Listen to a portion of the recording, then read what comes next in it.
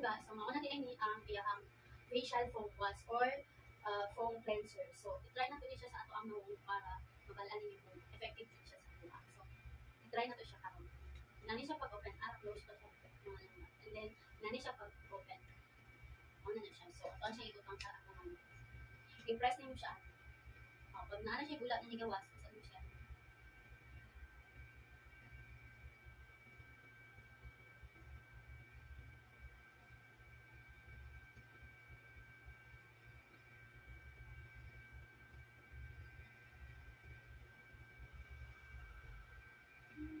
Hindi kayo siya guys. Kaya mo lagi, kaya masas niya imuhang nango.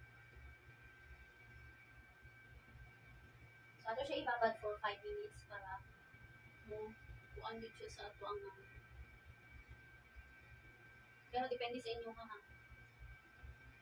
Kung kuan.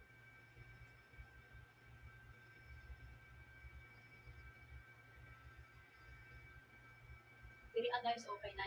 Kuan ka rin ng mga kaya natin. Nandito pala din. Yung dito, pimples. Blackheads and Blackheads pala. Blackheads diya guys. and whiteheads. Blackheads and whiteheads. So, dapat ato adyo siya ilugod nila guys. Para matanggal siya. Pero dili na siya yung na kuan ha.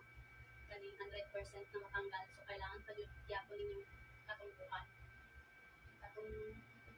Toner. Yung pamatanggal dito. Ayun po. Oo na siya guys. Diba? And then, baba na to siya 5 minutes. And then, bago na to siya hilamusan. So, naghilamos na ta mga langga. So, muna siya iyang effect. Ibaba na to siya for 5 minutes. So, and then, naghilamos na ta. So, ato siya punasan.